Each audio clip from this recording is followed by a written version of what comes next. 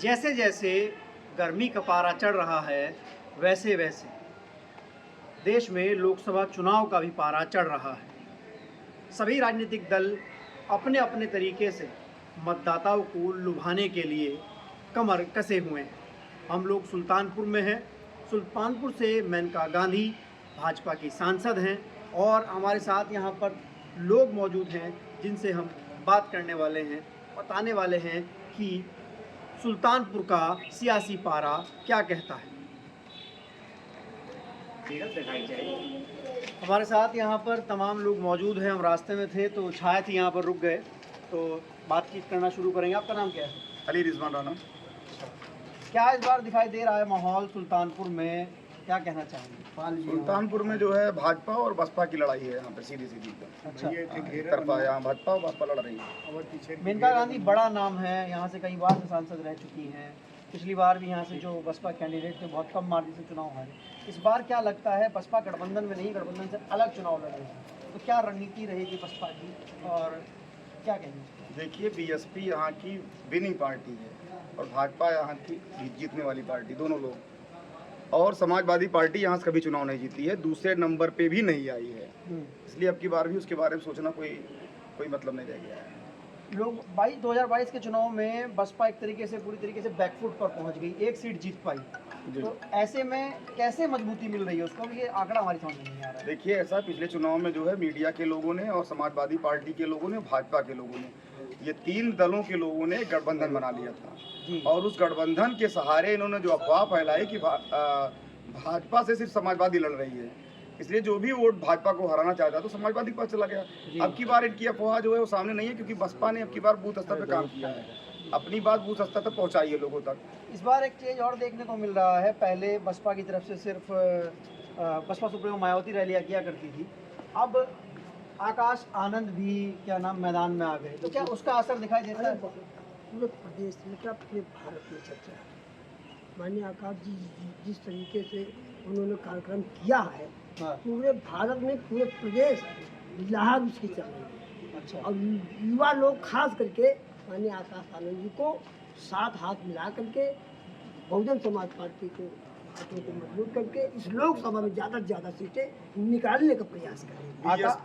BSP में युवाओं में जो एक कमी, जो उत्साह में कमी थी लोगों के अंदर कि वो राजनीतिक भविष्य को लेकर के जो है उपाहों की स्थिति में थे, असमंजस में थे कि हमारा राजनीतिक भविष्य बहुजन समाज का क्या होगा।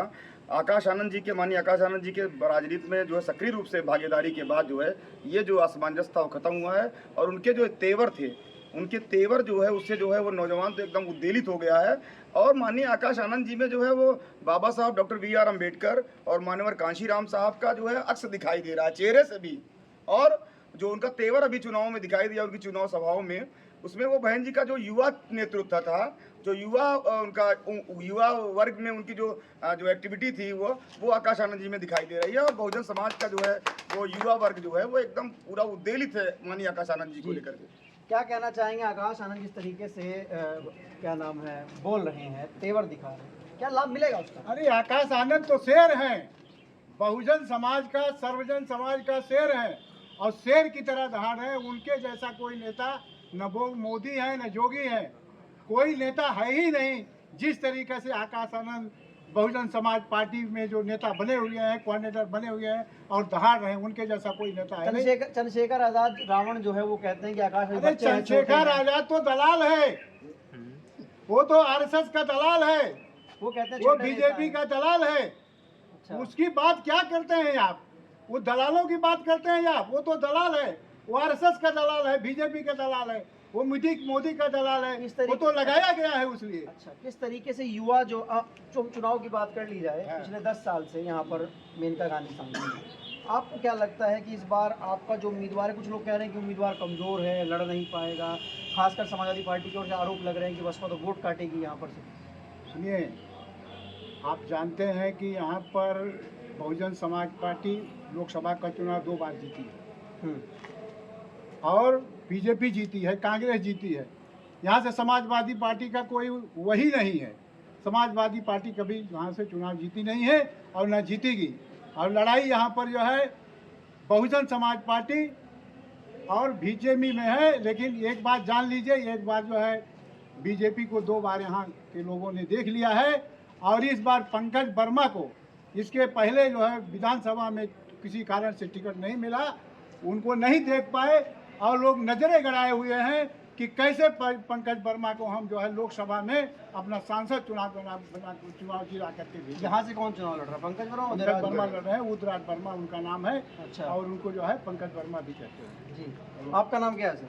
अच्छा, क्या कहना चाहेंगे चुनाव को लेकर? आप लोग जिस तरीके से एक परसेप्शन बना हुआ है कि सुल्तानपुर तो मेनका गांधी का गढ़ है। मेनका गांधी का गढ़ नहीं है, यह बीएसपी का गढ़ है। कैसे कह सकते हैं आप इसको? यह मैं कह सकता हूं कि सुल्तानपुर जनपद से 2 सांसद बीएसपी के गए हैं और यह तो एक छुट्टा चली आई जिसमें बैकवर्डों को लालच दिया गया, तुम तो फला ठाकुर हो और तुम फला ठाकुर, तुम क्षत्रिय हो, तुम कुर्मी क्षत्रिय, तुम अहिर क्षत्रिय, जगवंशी क्षत्रिय हो। इस तरह से इनको गुमराह करके उनका वोट लिया और लास्ट में टाइम वो जहाँ थे उनको यूज करके फेंक दिया। अच्छा, क्या लगता है आपको जो मुस्लिम कम्युनिटी का वोटर है, क्या वो वोट करने जा रहा है इस बार? आज बैकवर्ड और मुस्लिम ये दोनों शेड्यूल मिल करके हमारा सांसद जिता रहे हैं। तो सबसे बड़ी संख्या में आप देखेंगे सुल्तानपुर का सांसद जीत कर जाएगा उत्तर प्रदेश के नंबर 1 स्थान पर। क्या नाम है सर आपका? दीपक भारती। अच्छा, क्या कहना चाहेंगे?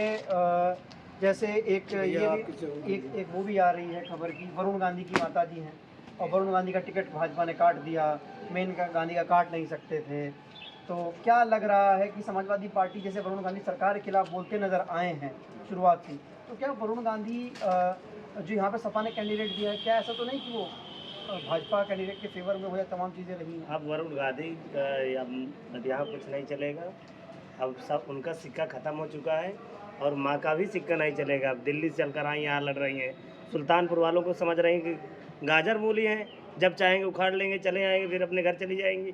सुल्तानपुर का बेटा यहाँ से चुनाव लड़ रहा है और बहुजन समाज पार्टी के प्रत्याशी उदयराज वर्मा और पूरा जनपद सुल्तानपुर का जो जन समूह है, सर्व समाज के लोग कहना ये है कि अब की बार सुल्तानपुर का बेटा जीतेगा।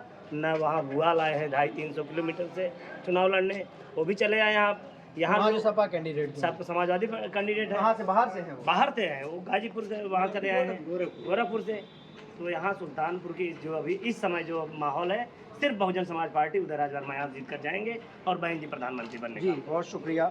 तो आप लोगों ने देखा किस तरीके से यहाँ पर एक सबसे बड़ा मुद्दा है बाहरी कैंडिडेट और जो यहाँ के अंदर के, मतलब जो बाहरी कैंडिडेट है। आपका नाम क्या है? रविशंकर पाल।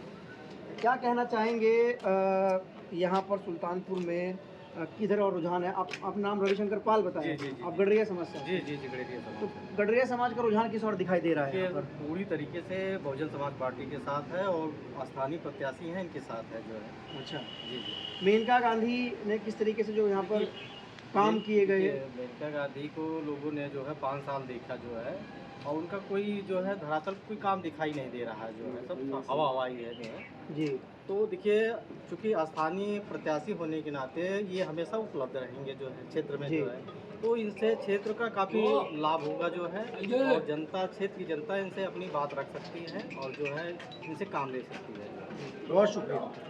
तो आप लोगों ने देखा किस तरीके से माहौल नजर आया। सबसे बड़ा मुद्दा यहाँ पर उठ रहा है क्षेत्रीय प्रत्याशी और बाहरी प्रत्याशी। मेनका गांधी को यहाँ के लोग कह रहे हैं कि दिल्ली से चुनाव लड़ने के लिए आई हैं।